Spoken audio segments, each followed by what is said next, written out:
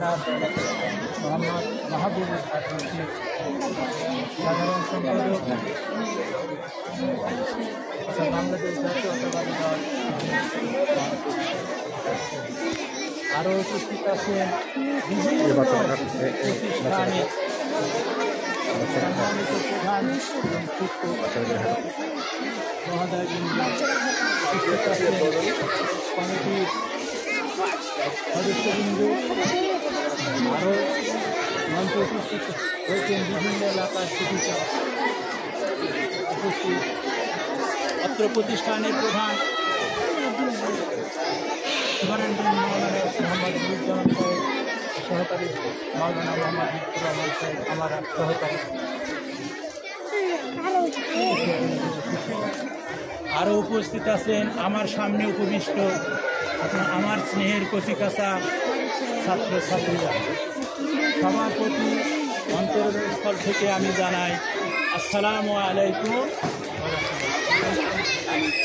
আজকে যে যাকে কেন্দ্র করে বা জিনাদেরকে কেন্দ্র করে অনুষ্ঠান, সেই প্রবীণ শিক্ষক আমাদের শ্রদ্ধাভাজন, আমাদের সবার শ্রদ্ধেয় ব্যক্তিত্ব জনাব মোহাম্মদ মোসাদ আলী সাহেব, এবং সেই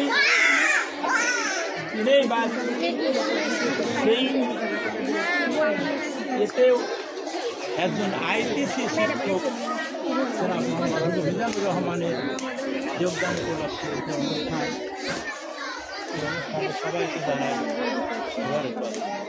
আমি চাচ্ছি না এই প্রতিষ্ঠান জন্মগত যখন 26 সালে তখন বলতে পারবো না, জন্ম যখন হয় এই মাদ্রাসা উদ্ধারে হচ্ছে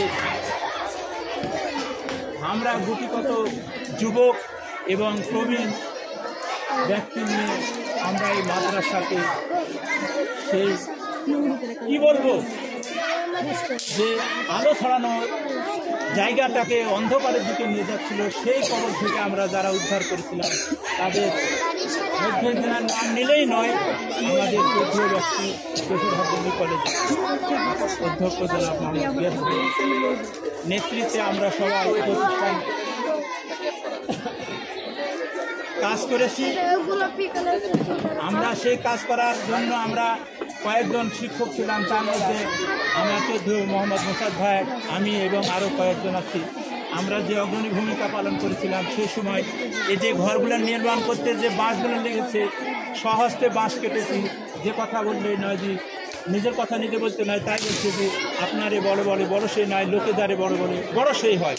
তাই আমি বলছি আমি নিজের কথা নিজে বলতে চাচ্ছি না। এই মাদ্রাসার জন্য যে অক্লান্ত পরিশ্রম করেছি, আমার বাবা দাদার পৈতৃক সম্পত্তি বা কোনো কিছু নেই, আমাদের কোনো কেসে পড়ি নাই। এই মাদ্রাসা উদ্ধার করতে যে আমার ফ্যামিলিতে তিনটা ভাই আমরা কেসে আসামি হয়েছি এবং কাঠগড়াইতে দিনের পর দিন দাঁড়িয়েছি। এত অক্লান্ত পরিশ্রম করে এই মাদ্রাসা আমরা আজ এই এত দূর অগ্রসর হয়েছে, সেটা আপনাদের সামনে একদম চাক্ষুষ প্রমাণ। সেই আমাদের সহযোদ্ধা বলবো না সহকর্মী বলবো আমি জানি না, সেই সময় আমাদের শ্রদ্ধেয় মোসাদ ভাই যে ভূমিকাটা পালন করেছিলেন, যে লেখালেখি করেছিলেন, যেটা আমাদের জন্য ভুলনীয় নয়। তাই সেই ব্যক্তি আজ আমাদের মাঝ থেকে তার কর্মজীবন শেষ করে, এটা চিরজীবনের জন্য নয়, কর্মজীবন তার শেষ, চলার পথ আরও বাকি আছে এবং আমি তার জন্য দোয়া কামনা করি। আর উপস্থিত আছেন তিনাদের সবারই সুস্বাস্থ্য কামনা করে এবং সবার দীর্ঘায়ু কামনা করে আমি দোয়া প্রার্থী হয়ে এবং ক্ষমা প্রার্থী হয়ে সবাইকে ধন্যবাদ জানিয়ে আমার বক্তব্য এখানে আমি ইতি টানছি। আসসালামু আলাইকুম ওয়া রাহমাতুল্লাহি ওয়া বারাকাতুহু।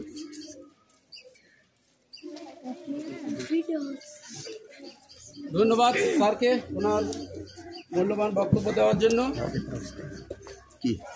এবারে বক্তব্য নিয়ে আসছেন অত্র প্রতিষ্ঠানের সহকারী প্রধান শিক্ষক জনাব মোহাম্মদ লুৎফর রহমান সাহেব, সহকারী সুপারিনটেন্ডেন্ট জনাব মোহাম্মদ লুৎফর রহমান সাহেব। আসসালামু আলাইকুম ওয়া রাহমাতুল্লাহি ওয়া বারাকাতুহু। আলহামদুলিল্লাহি রাব্বিল আলামিন ওয়াল আকিবাতুল লিল মুত্তাকিন ওয়াস সালাতু ওয়াস সালামু আলা রাসূলিহি মুহাম্মদ ওয়া আলিহি ওয়া সাহবিহি আজমাইন।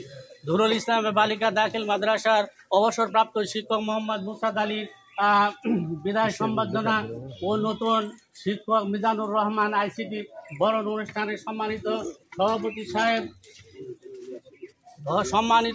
সভাপতি সাহেব প্রভাষক ধুরুল ধুরুল ডিএস কামিল মাদ্রাসা অত্র প্রতিষ্ঠানের সভাপতি ধুরুল ইসলাম বালিকা দাখিল মাদ্রাসা। আজকের অনুষ্ঠানে উপস্থিত আছেন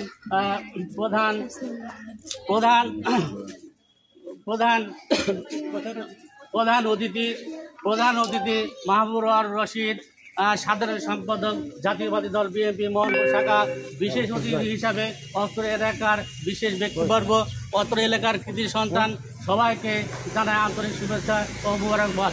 আজকের এই অনুষ্ঠানে উপস্থিত আছেন বিভিন্ন শিক্ষা প্রতিষ্ঠান থেকে আগত শিক্ষকবৃন্দ। আজকের এই অনুষ্ঠানে উপস্থিত আছেন অত্র প্রতিষ্ঠানের সুপারিনটেন্ডেন্ট নুরুজ্জামান সাহেব, শিক্ষক মণ্ডলী, আমার সামনে উপস্থিত আছেন সকল ছাত্রছাত্রীবৃন্দ, সবাইকে আন্তরিক শুভেচ্ছা এবং মোবারকবাদ। সম্মানিত উপস্থিতি, 1926 সালে এই দাখিল মাদ্রাসাটি স্থাপিত হয়েছে।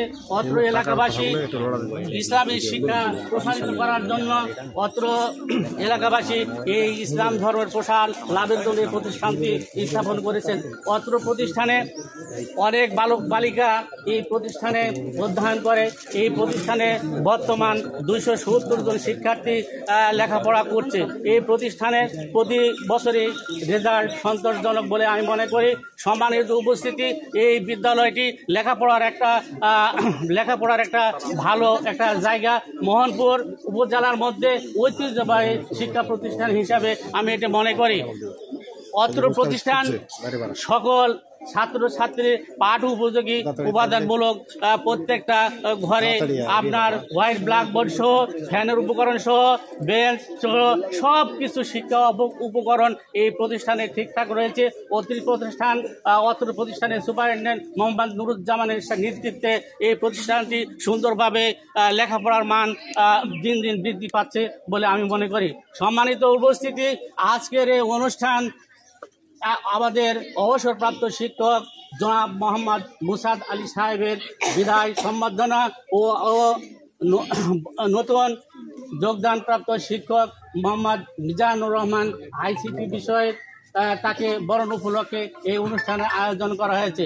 সম্মানিত উপস্থিতি, আজকে যে শিক্ষক বিদায় নিচ্ছেন, সরকারি বিধি মোতাবেক একজন শিক্ষক আসবেন, একজন শিক্ষক যাবেন, এটাই প্রকৃতির নিয়ম।